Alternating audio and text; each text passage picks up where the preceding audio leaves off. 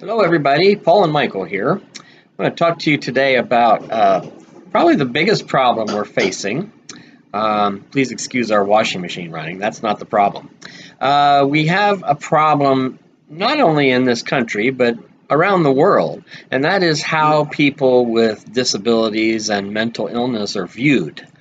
I've talked about this a little bit before, but we tend to pass down kids who have mental disabilities and mental illness in school a lot of time. Now, a lot of the time, these kids are helped, but I'm afraid a lot of the time they slip through the cracks. Kids who need therapy, kids who need medications and psychiatric help. And we tend to look at that as a bad thing.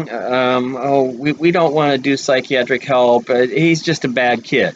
And that follows that child, and then society waits until that person is out on the streets, and yeah, they probably get into trouble because they have needs that haven't been met in school, and they graduate from high school, and we put them out on the street, and they get in trouble, and then they are subject to the legal system.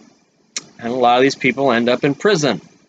A lot of people like my son Michael with mental disabilities are in prison because nobody knows what to do with them. They're adults, they have nobody to care for them, so they're out on the street. They may have behaviors that cause them to get into trouble because they're not being medicated, they're not getting therapy, they're not being cared for.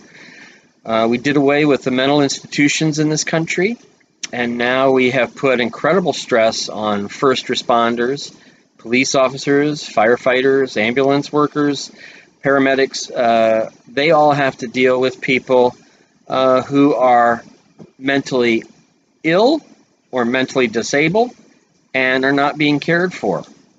And a lot of times these things are misread. They're treated as drug addiction, although there may be drug addiction involved because this person may start to self-medicate to try and get some relief. But these people are frequently arrested or treated as criminals, sometimes shot. It's a serious problem. And the big crux of the problem is the way society looks at mental disability and mental illness. We treat it as crime. I can't tell you how many times I've heard people say, that guy's just a no-good bum. He's never going to amount to anything. Well, I happen to know the person they're talking about, maybe, and that person is somebody who has never gotten the help they needed. Society doesn't want to deal with it. They don't want to deal with a lot of problems. Right now we have lots of people who are just pushing things away. They're making their own false reality to pretend that everything's okay. They don't want to be around people who are a different ethnicity. They don't want to be around people who have a different sexual preference. They don't want to be around people who don't talk like them and think like them. And they especially don't want to be around people with mental illness or mental disability. They want to live in their box. That's our society. We have a very white, male-dominant oriented society. Wealthy white men have set the standard, and it sucks. We need to change it. We need to work at getting people to open up their thinking. It's not easy to do. It's usually crushed, usually by politicians. In 1930s Germany, Berlin was this beautiful city with lots of fine arts, and people were doing lots of experimental things, open-mindedness, and the result was the Nazi Party came in and crushed everything.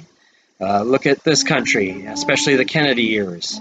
John F. Kennedy, it looked like we were going to have a whole new society, a whole new way of doing things. Well, he and his brother were assassinated. Martin Luther King was assassinated. Malcolm X was assassinated. There you go. I know.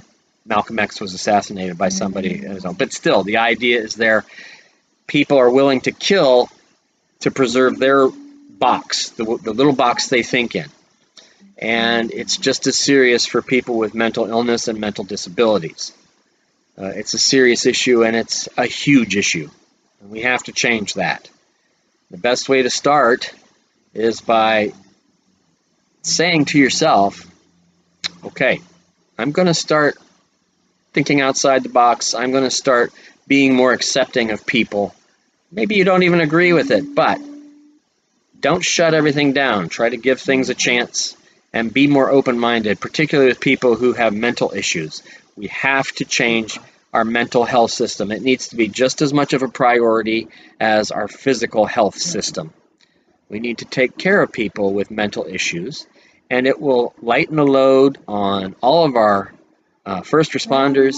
It will lighten the load in our prisons, and it will really just help our society be a lot more healthy.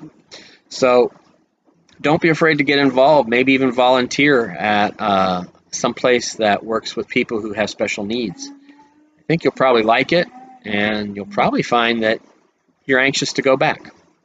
So please just think about these things, and remember, it all starts with you and me. So please try to do that. Little things can make a big difference. Thank you.